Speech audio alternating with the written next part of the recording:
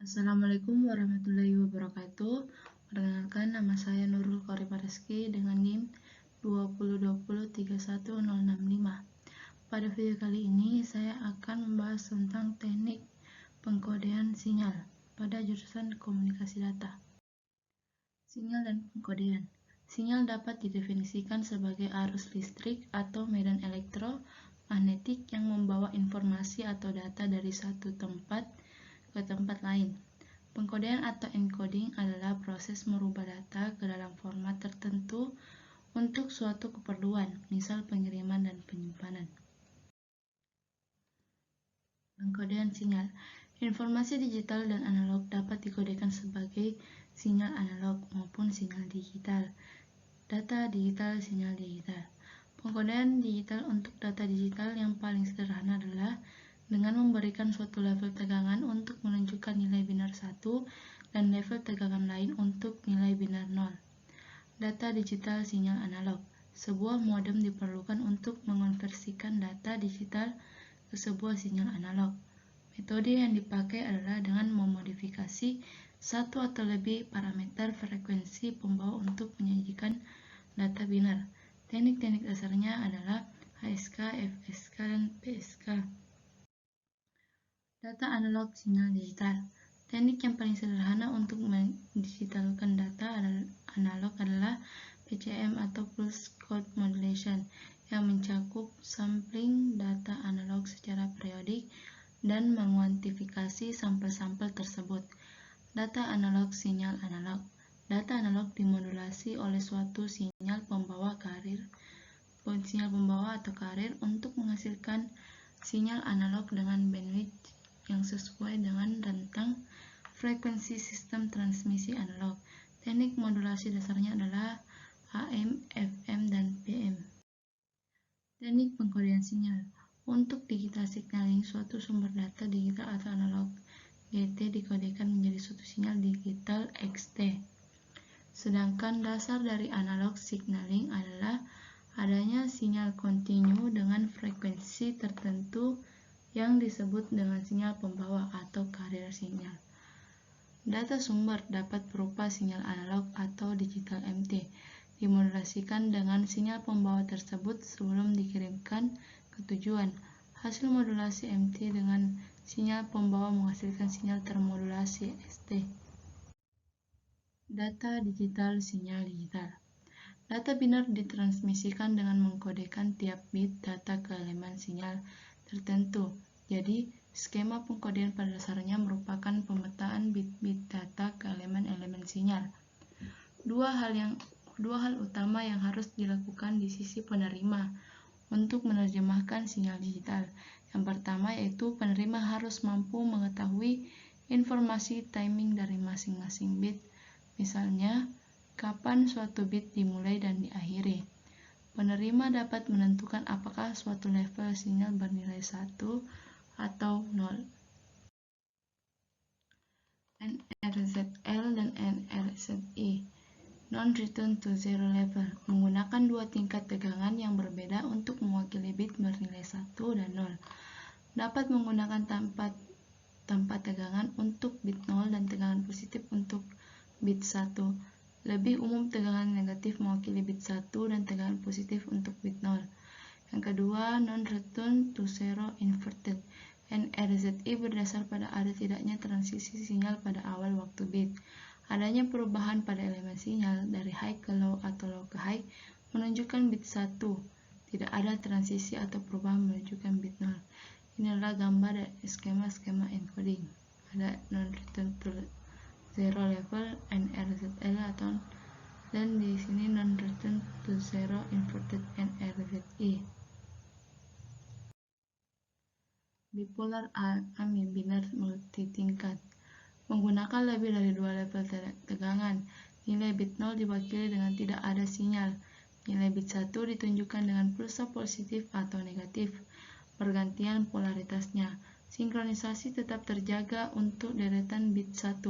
Tidak mengandung komponen DC, bandwidth lebih sempit, dan deteksi error lebih baik. Pseudo ternary binar multitingkat Bit 1 diwakili dengan ketiadaan sinyal. Bit 0 ditunjukkan dengan pulsa tegangan positif negatif yang bergantian. Beberapa kelemahan biner multitingkat itu: pertama, masalah pada deretan 0 bipolar AMI dan HMY. 1. Pseudo-ternary yang panjang. Tidak seefisien NRZ karena menggunakan 3 level tegangan untuk mewakili 2 bit data. Yang ketiga itu memerlukan daya sinyal lebih besar untuk mendapatkan tingkat error yang sama dengan NZR. Data digital sinyal analog digunakan terutama untuk pengiriman data digital menggunakan sinyal-sinyal analog melalui jaringan telepon umum. Memiliki rentang frekuensi berkisar dari 300 Hz sampai dengan 3400 Hz. Membutuhkan adanya modem, modulator, demodulator. Teknik pengkodean ini yaitu ada amplitude shift keying (ASK), frekuensi shift keying (FSK), dan phase shift keying (PK). Amplitude shift keying atau ASK. Pada ASK, bit 0 dan 1 diwakili oleh dua amplitude yang berbeda dari frekuensi pembawa. Biasanya salah satu amplitude bernilai 0. ASK rentan terhadap perubahan gain yang terjadi tiba-tiba. Umumnya digunakan hanya sampai 1200 bps. Teknik ASK digunakan untuk mentransmisikan data digital sepanjang serat optik. Frekuensi shift keying atau FSK. Yang paling umum adalah binary FSK, BFSK. Dua nilai biner diwakili oleh dua frekuensi berbeda yang carrier. BFSK umum digunakan pada jalur kelas suara hingga 1200 bps. BFCK juga umum dipakai untuk transmisi radio frekuensi tinggi 3-30 MHz dan LAN dengan kabel koaksial.